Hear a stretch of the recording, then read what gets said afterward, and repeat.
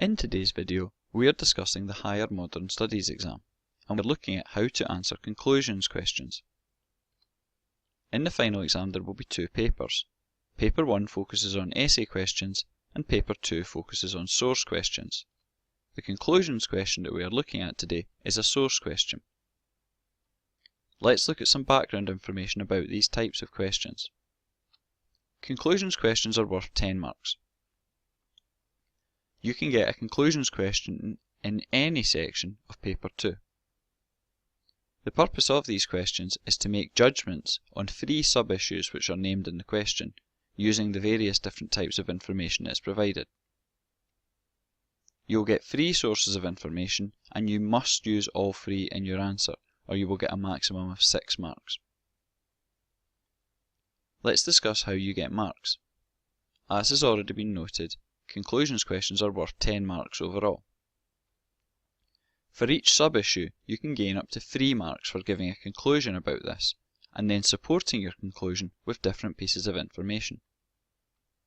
You can also get up to 2 marks for giving an overall conclusion about the topic named in the question, and again providing detailed evidence to support this. Let's discuss the best approach to answering these questions to get the maximum marks that you can.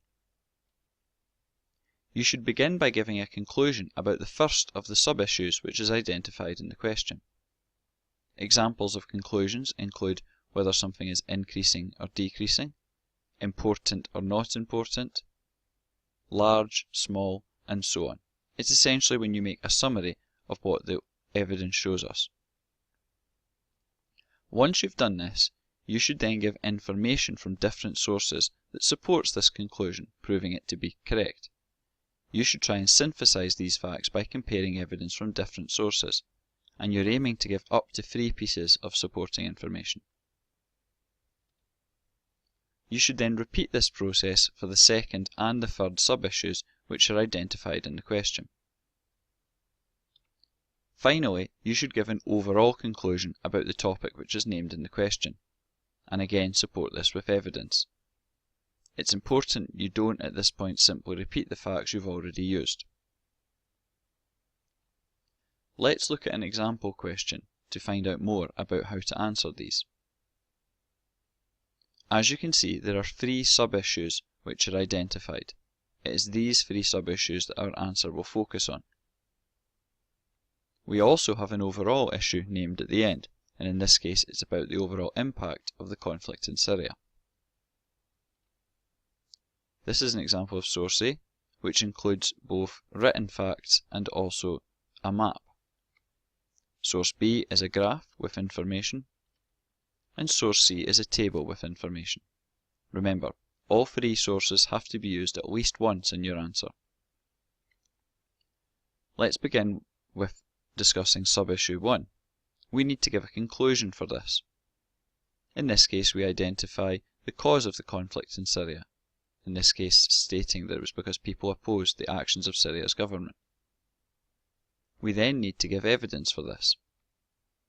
We look at source A that provides some supporting facts.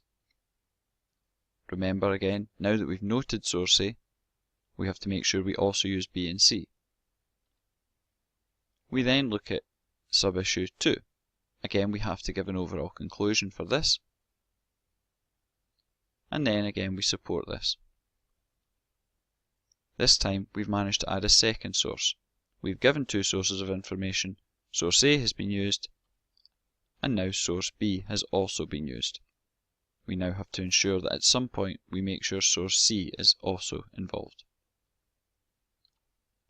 For sub-issue 3, we do exactly the same. We begin with an overall conclusion, and then we support this with evidence from the sources. Here you can see source A is used again, but importantly source C has also been used. Now we're eligible to get the full marks. Finally, we give an overall conclusion. We give a summary based on the point that was named in the question, and we also provide evidence to support this. Please note that we've used new information at this point rather than simply repeating what's already been said. And again we have our second point of new information. Let's look at the answer in summary. We begin by giving a conclusion with evidence from sub-issue 1.